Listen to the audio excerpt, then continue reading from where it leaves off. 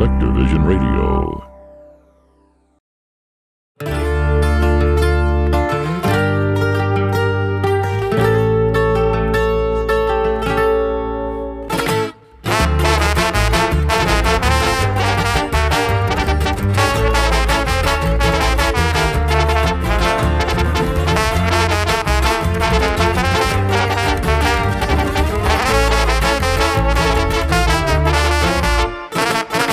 Welcome to Cine Underground, where we tell you about the film history they left us out of. I'm Mariana Silva. I'm a writer, an actor, and your host, and an all-around film geek, coming to you from Spectrovision Radio. A ceremony is about to begin. Bells toll, candles flicker, and the forgotten spirits of Mexican horror cinema awaken. Today, we're talking about Mexico Maleficarum. Maleficarum, witchcraft, a word twisted by the zealots, weaponized by the fearful. Tonight, we reclaim its power. Tonight, we awaken the spirits of Mexican horror cinema.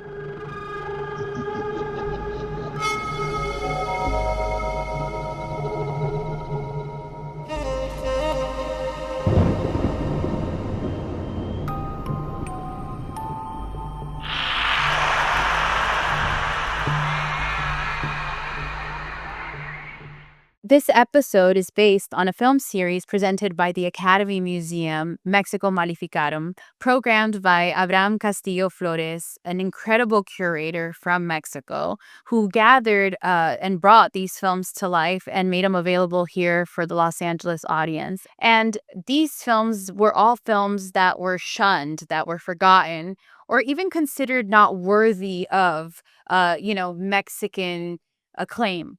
We at El Cine were community partners, and it was an absolute honor to be a part of a program that really celebrated bold and unapologetic filmmaking. Desde los primeros albores de la humanidad y hasta nuestros días, la hechicería y la magia han existido, así como sus practicantes, los magos, hechiceros y brujos.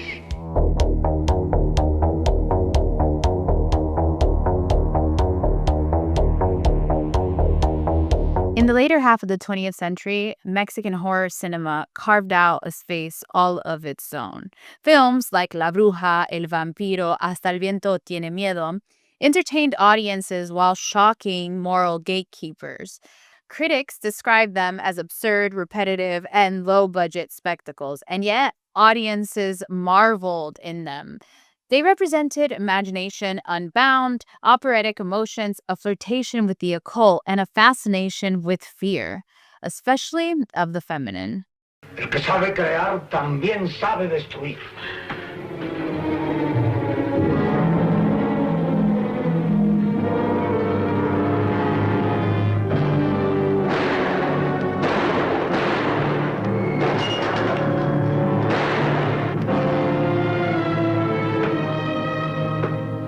Before we talk about the films in the Mexico Maleficarum series, we should talk about the origin of Mexican horror.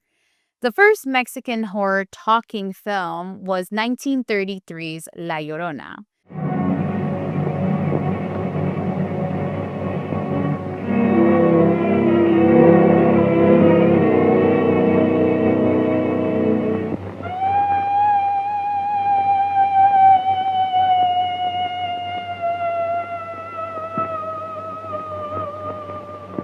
La Llorona told the story of the folktale of La Llorona. Many don't know that the folktale of La Llorona is based on the story of the Malinche, the woman who mated with Cortez and abandoned her people. This story represents the ultimate horror, which is colonization. Mi hijo. Dejadla libre. Libre. Mi venganza caerá sobre tus hijos.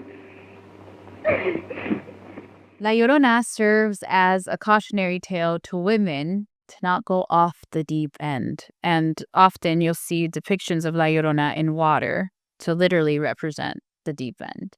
This is a theme that often you'll see in horror in general, the female fascination with fear, often because we are the victims of a lot of horror. Nadie puede quererme, doctor. Nunca me ha querido nadie. Solo Asa. Mientes, bruja. Sí, me quieres un poquito. Porque él es el único que no me pega. Porque sabe que no me separo nunca del amo. Pues si vuelves a abrir esa boca, te voy a hacer pedazos aquí, delante del doctor y del amo Paulesco. La Bruja, a film made in 1954, is a film that actually doesn't have a witch. It's a woman who is comically unattractive.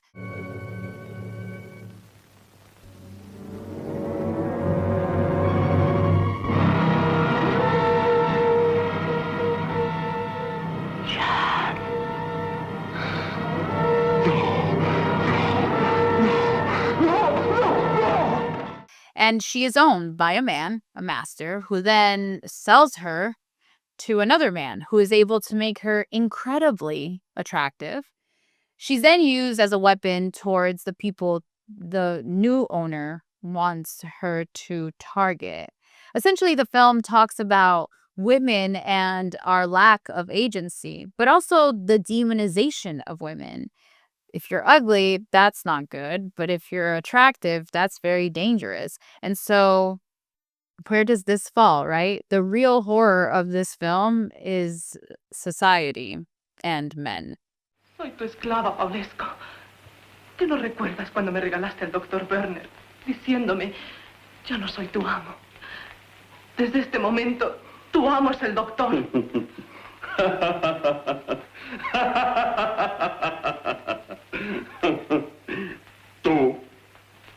Tú. ¿Quieres decirme que tú eres la bruja? ¿Saben lo que dice? Que ella es la bruja. La bruja. La sucia rata de los muelles. Imagínense nomás. Ella, la bruja.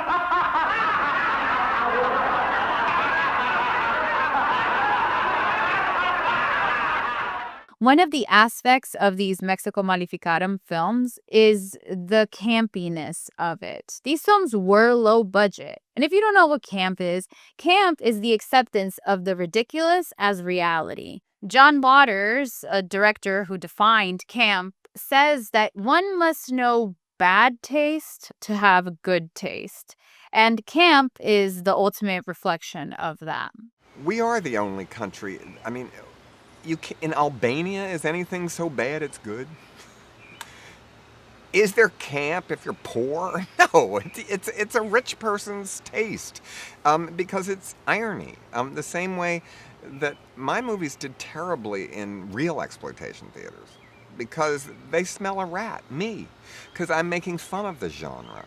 You have to have an exaggerated style to change it, for you to take the title, for you to influence, for us to be sitting here how many years later and going back and talking about it. Yeah, you have to be extreme, you have to go over the top, and you have to change things a little by being radical in a certain way.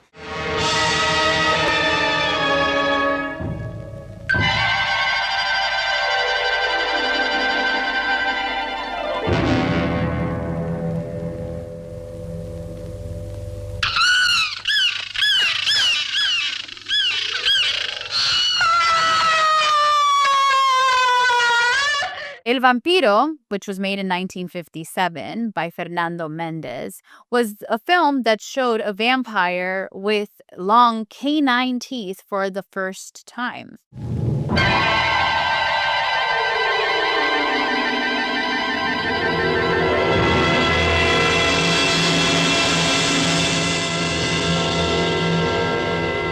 The film itself has this puppet that is a bat that the vampiro turns into. The great thing about watching this film in community was this was an aspect of the film that when I grew up watching, I thought was really funny. And then I realized that everybody else was also in on the joke. These films were low budget, but there's a part of the ability of making these films and the accessibility and the way that they did not let the logical stop the storytelling. They did with what they had. And That's what makes Mexico Maleficarum so special.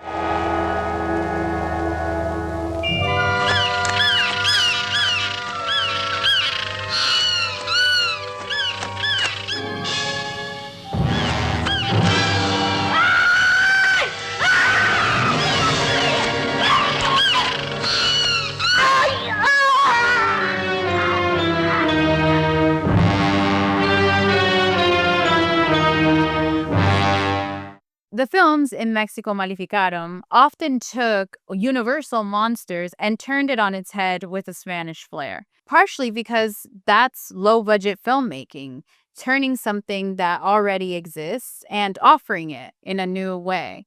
We Latinos love horror. We're the biggest buying audience for horror films in the United States. I think our obsession with horror comes from growing up being told these folk tales and also being told these things that are ways to keep us in line, often with the moral code of the church, which these films also had to abide by but refused to. A lot of the films we're talking about in this episode are part of Permanencia Voluntaria, which is an archive that I have been so lucky to visit and walk through, owned by Viviana García Besné, who I love so much. She works incredibly hard to restore and repair these films and keep them in theaters. Viviana comes from a long line of filmmakers and a family that really kind of kicked off what Mexico Maleficarum is, and a lot of the series featured her films.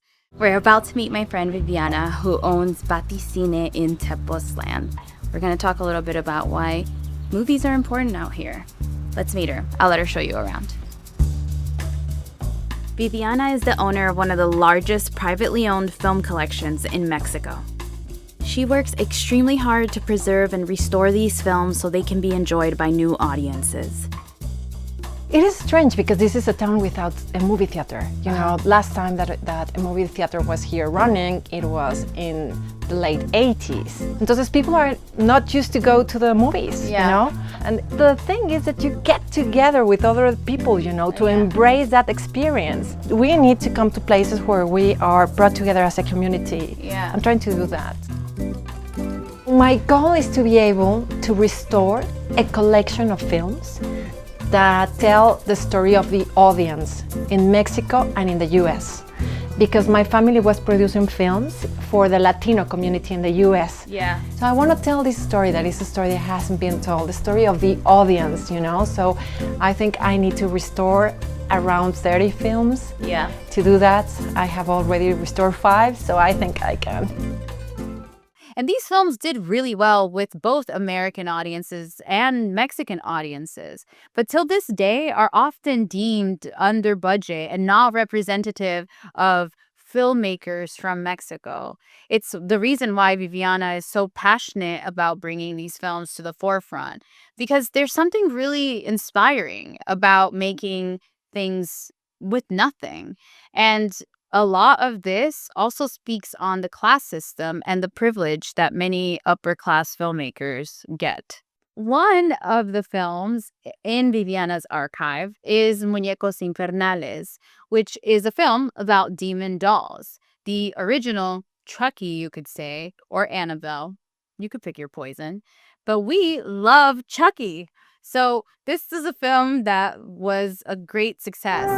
Hiciste bien tu trabajo y te premiaré. Tu alma descansará por largo tiempo. Pronto los que profanaron a nuestro Dios morirán.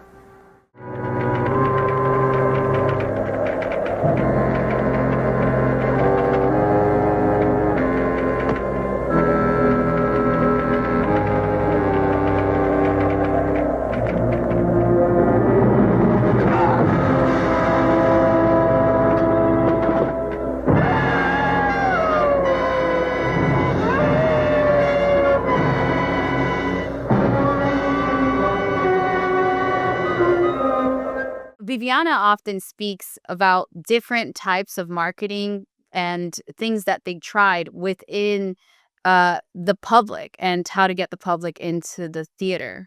One thing that you can notice here is that they planned a radio campaign in which they said that kids were killing people in La Colonia del Valle.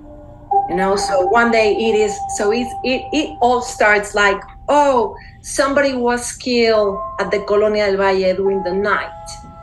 And then next day it was like, apparently there's a witness, and the witness says that he saw a child at night. And then the third day it was like, oh, another crime was committed, and this time they saw two children, you know, around like at the same time that the crime was committed. Isn't it fantastic that, you know, like these stories and the marketing strategy that they thought for over 50 years ago. Muñecos Infernales was directed by Benito Alasraqui, who also made El Santo versus Zombies.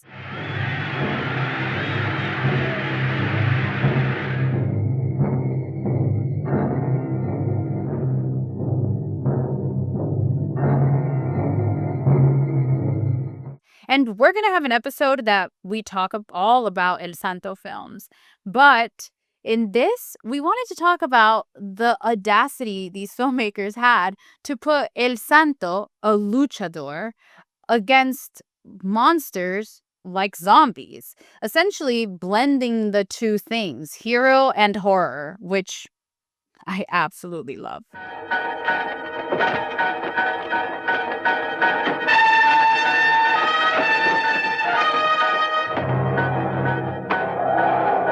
Llegó tu hora, Santo.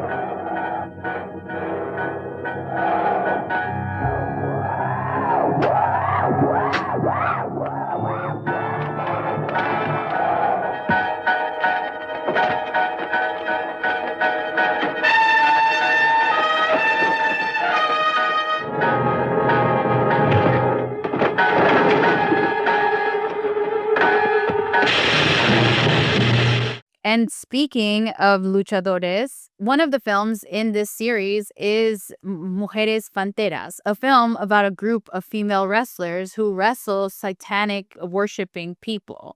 The film is very empowering to women, and it came about because in this time of censorship, wives who attended luchas with their husbands became very threatened by female luchadoras. And there was an entire luchadora ban in Mexico, which then led the luchadoras to seek work in film.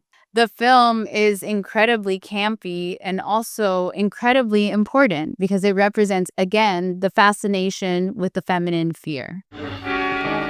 Oh, Satanasha, reina de las tinieblas, espíritu del mal a quien adoramos, te invocamos para que nos des valor, fuerza y decisión.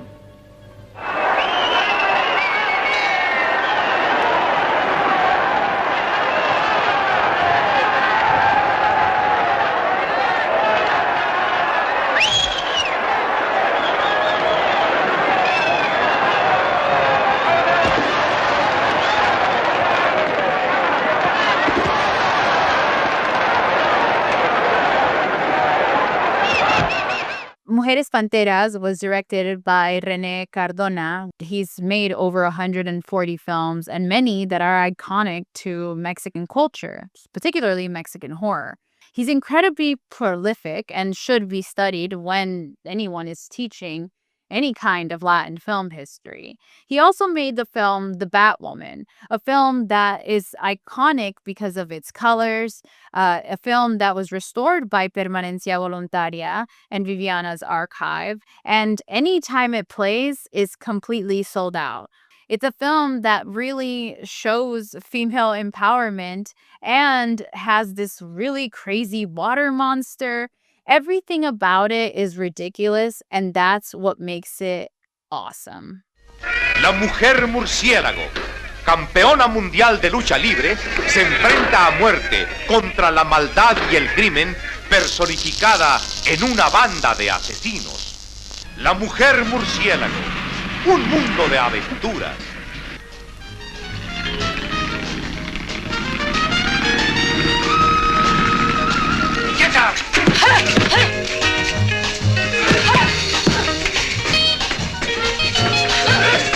mujer murciélago, suspenso, acción, crimen. 1968 was a big year for horror in general, with films like Rosemary's Baby being released, as well as Night of the Living Dead and Hasta el viento tiene miedo, which is an iconic Mexican horror film.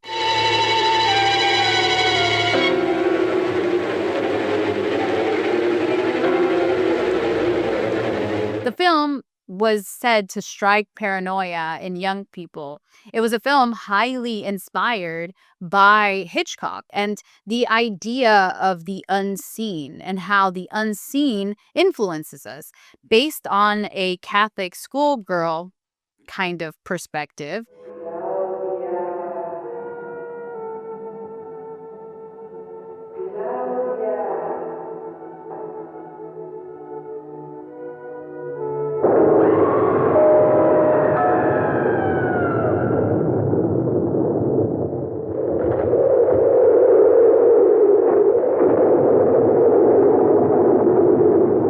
The film was directed by Carlos Enrique Taboada, and it was an incredible success. It's a film that is still played today. We recently had a screening of it, and it was more current than ever. The film really puts a female perspective to the idea of control.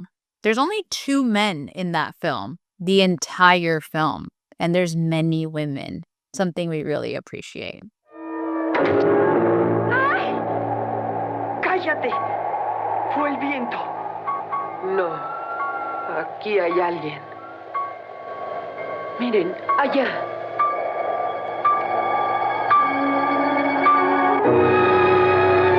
¡Vámonos! ¡Corran!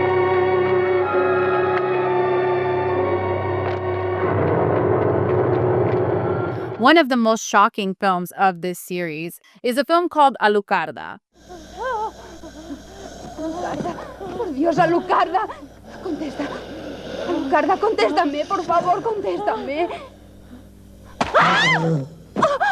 Now, please, do not watch this film with your family or on a plane. You'll thank me for that. ¡Lucifer! ¡Satanás! ¡Satanás! Mírame, mírame. Ahora tenéis que uniros una con otra, y luego uniros en mí,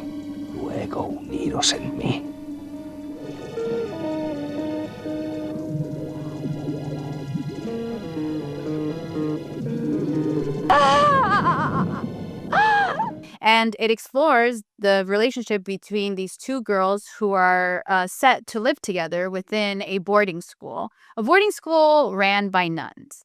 Now, if you know me, you know I have an obsession with nuns. And this film gives me all the nunning that I've ever dreamed of.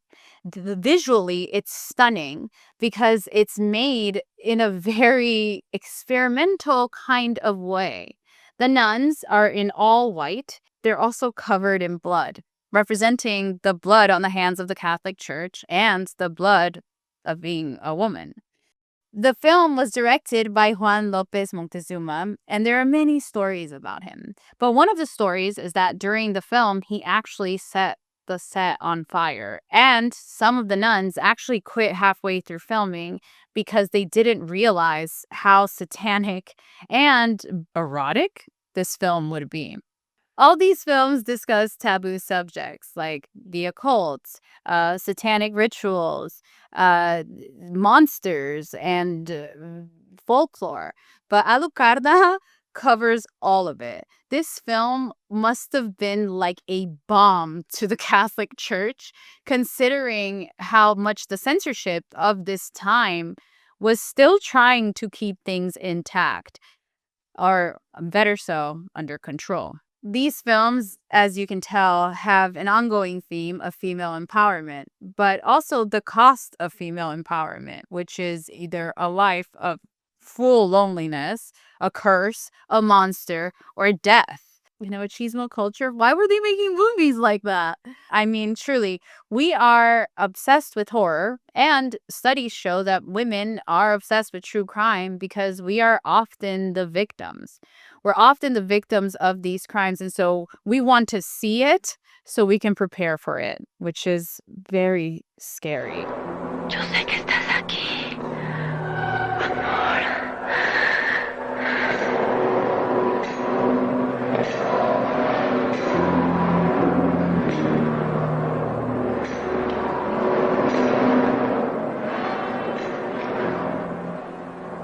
No tengas miedo. Aquí estoy. And the last film we want to talk about is a film with a filmmaker who has really influenced me. The film is called Las Amantes del Señor de la Noche. It's a film made by a filmmaker, Isela Vega.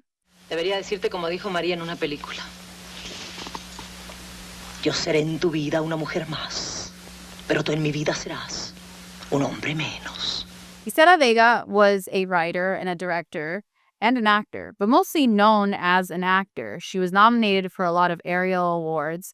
And as she began to age, she began to write these films that challenged the idea of sexuality. She decided that if men were going to sexualize her, then she might as well do it herself. The film talks about unrequited love and a young woman who is obsessed with a man and goes to a witch who helps her put blood all over her body and call in the man she loves.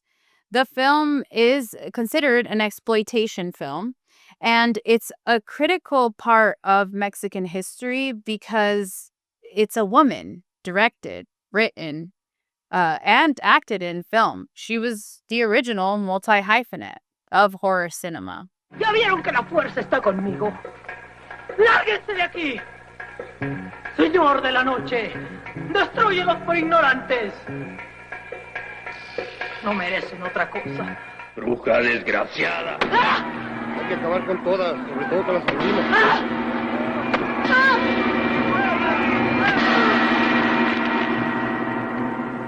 These films are crucial to the history of Latin cinema because in a time of extreme censorship by the church, they were being made. It was incredibly challenging to make films at this time in general, and to do so while working against the Catholic Church's moral system was completely radical. But the thing is that we as Latin people are obsessed with horror. But yet we are so scared to talk about witchcraft and things that do take part of our culture without making it taboo or superstitious. Since we're talking about horror, I wanted to tell you a story about my mom. When I was a child, I would wake up at 3 in the morning every night. And when I went up to my mom and said, "Mom, I keep waking up at 3 in the morning," her response was, "That's because a ghost is visiting you." I didn't sleep for, I think, years after that.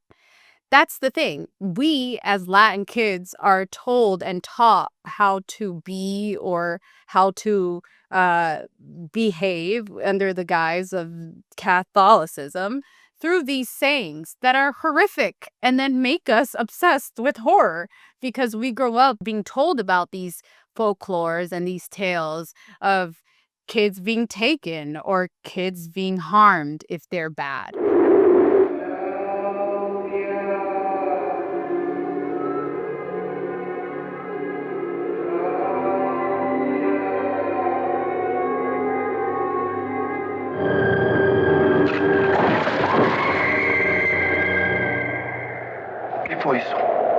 Now, the thing is it's a huge part of our culture. Mysticism, superstition, it's something that we really, really love. And I think it's because it's so completely suppressed in us. So these films are incredibly important because they are radical. If films like these could be made at that time, we could be making films that talk about the horror of the world. The world becomes more obsessed with horror in times of chaos. we see so many awful things online that we're hoping to see a bigger monster than the monster that is society. These films are a huge part of Mexican film history, and they cannot be ignored. Not only because of their relevance to what was happening at that time, but also because they were films that were bridging the gap between the Mexican film market as well as the American film market. These films were made for people who were experiencing tough times. The films, whether we like it or not, are a representation of our cinema and our stories. And they're often female-centric. These films being acknowledged and screened at places like the Academy Museum are extremely important because they make for braver, bolder filmmakers. Filmmakers that are not limited by budgets or by needing effects. The films made here were made against all odds. They were films that questioned not what society wants for me, but what I want for myself. This is Maleficarum, a ceremony of resurrection, education, and empowerment. These films are our history, our fantasies, and our nightmares, reborn for you. So press play and join the ceremony.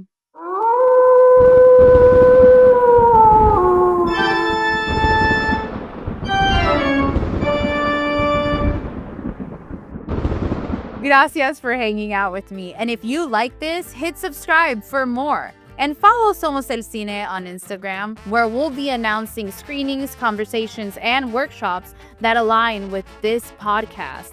El Cine is a film collective here in Los Angeles, doing everything in our power to bring these films to your local cinema. So join us, come gather at El Cine or here at Spectre Vision Radio.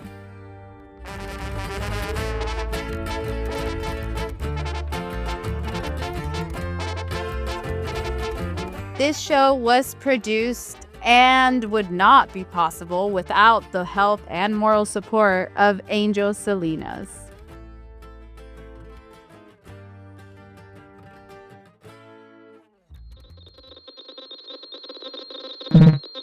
Spectre Vision Radio.